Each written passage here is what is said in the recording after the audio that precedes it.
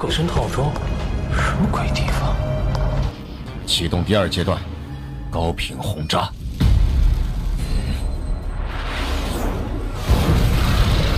按照计划，真家伙。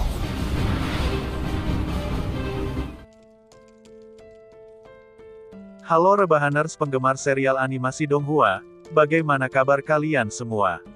Pada video kali ini, kami akan kembali menceritakan bocoran alur cerita Donghua Swallowed Star, episode 155.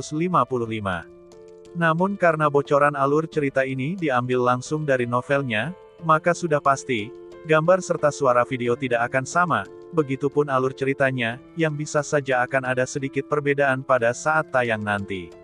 Sekian informasinya, dan yuk kita dengarkan alur ceritanya. Yang dimana pada part sebelumnya, tampak Luo Feng, Hong dan Dewa Petir yang saat itu sedang berdiskusi membahas tentang pertempuran terakhir mereka di arena pertarungan. Di sela obrolan itu, tiba-tiba sudut mata Luo Feng teralihkan pada seorang pria kurus berhidung lancip, yang melangkah mendekati mereka. Di saat yang sama, Hong dan Dewa Petir pun langsung melayangkan pandangannya pada orang tersebut. Lihatlah, sepertinya dia sedang mencari kita, ucap Hong saat itu. Sesampainya di tempat duduk mereka, si pria kurus itu berkata, "Tiga tuan yang saya hormati, mari ikuti saya, karena pemilik ruang meditasi ingin bertemu dengan tuan-tuan sekalian," ucap si pria kurus, membuat Luo Feng, Hong dan Dewa Petir tampak terkejut lalu bertukar pandang. Di sini dijelaskan, aula besar tempat Luo Feng dan kedua saudaranya berdiskusi adalah ruang istirahat atau tempat berkumpul para petarung di arena pertempuran. Sedangkan ruang-ruang meditasi, adalah ruangan khusus dan sangat rahasia, yang secara khusus disewakan pada orang-orang yang berkuasa. Dan diketahui, penyewa ruangan ini sebagian besar dari mereka adalah pejuang di tingkat alam semesta, atau mereka yang memiliki kekayaan yang tidak terhitung. Sesaat kemudian, tampak si pria kurus tadi melangkah, dan langsung diikuti oleh Luo Feng dan kedua saudaranya.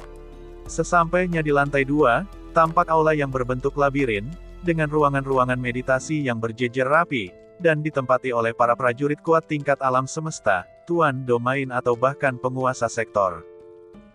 Sesampainya di depan pintu sebuah ruangan, si pria kurus yang menuntun mereka pun langsung berhenti dan mengetuk pintu itu dengan pelan.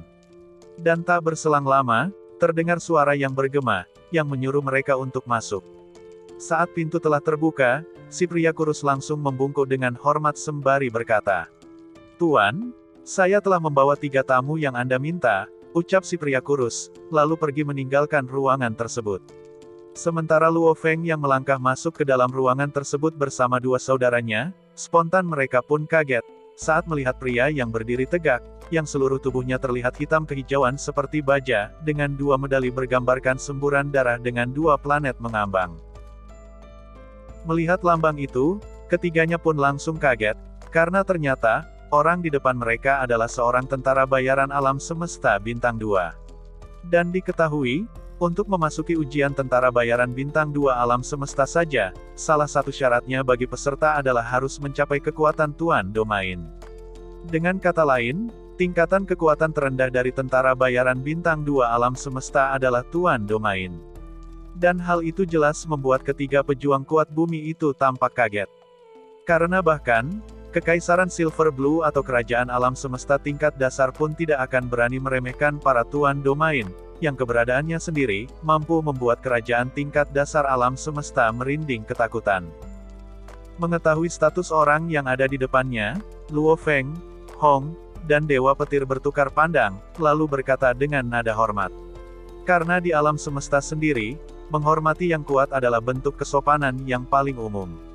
Sesaat kemudian, pria itu pun berkata, bahwa sudah lebih dari 1 bulan ini, dia mengamati mereka bertiga. Yang sejak mereka memasuki arena pertarungan, mereka terus berlatih di setiap hari tanpa pernah berhenti. Dan jelas saja, perkataan dari si pria itu membuat Luo Feng, Hong dan Dewa Petir dibuat kaget, karena ternyata, sudah lebih dari sebulan ada seorang tuan domain yang telah mengamati setiap pertarungan mereka. Di sela keterkejutan itu, si pria tadi pun berkata, bahwa ada satu hal yang tidak ia mengerti, mengapa mereka bertiga terus-menerus bertarung di arena pertempuran. Karena jika tujuannya untuk latihan, maka itu hanya akan sia-sia dan buang-buang waktu saja, ungkap si pria itu, sambil memandang dengan rasa ingin tahu. Mendengar kata buang-buang waktu, alis Luo Feng langsung berkerut, dan diikuti oleh Dewa Petir yang mempertanyakan ucapan si pria tadi. Sementara Hong, ia hanya diam dan menatap pria itu.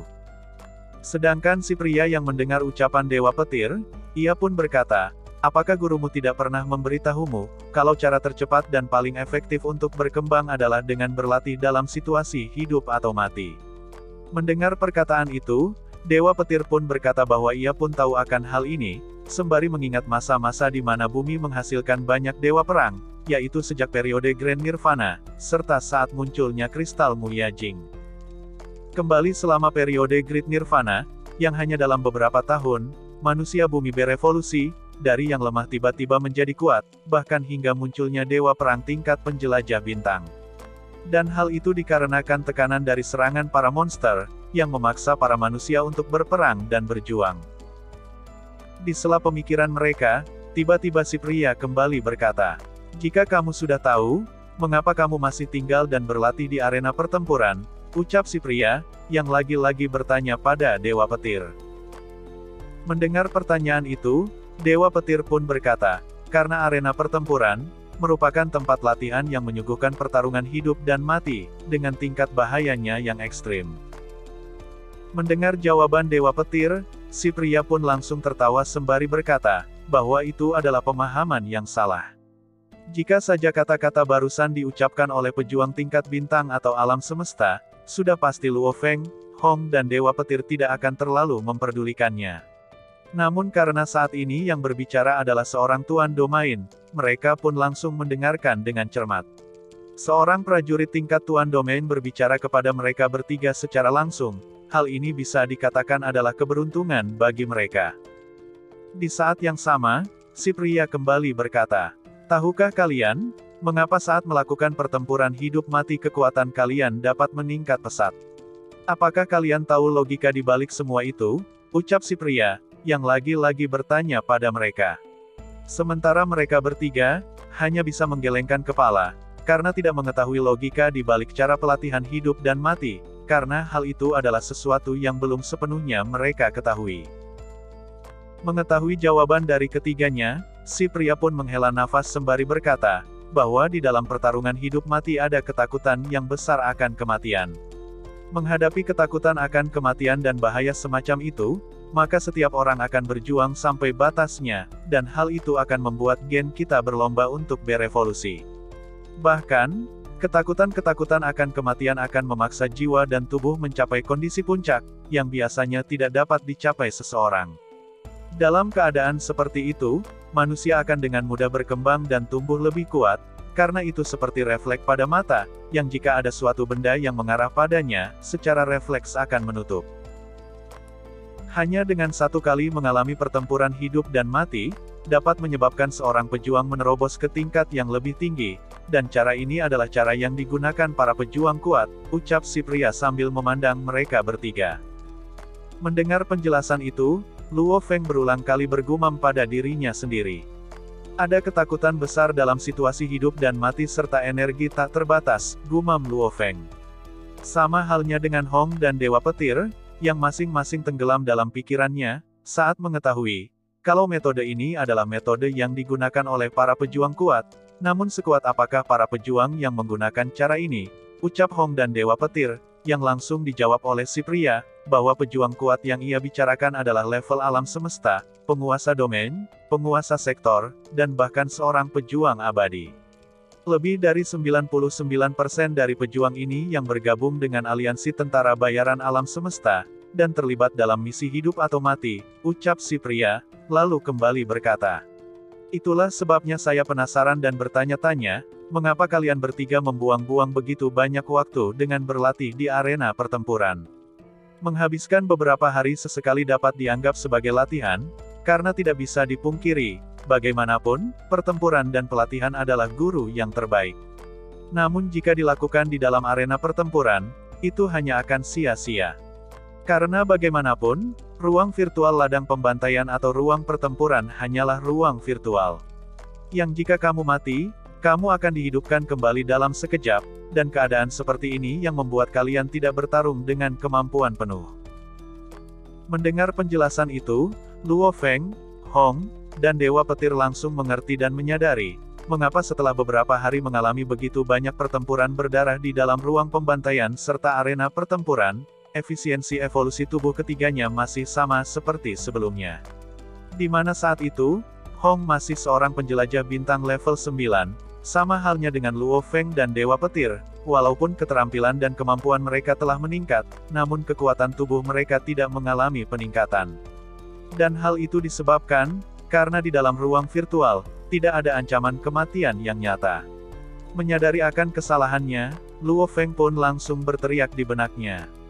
Babata, kenapa kau tidak memberitahuku, bahwa menghabiskan waktu yang lama di dalam arena pertempuran hanya akan membuang-buang waktu, ucap Luo Feng dengan ekspresi getir, seolah menyalahkan si Babata. Luo Feng, dalam hal ini kamu tidak bisa menyalahkanku.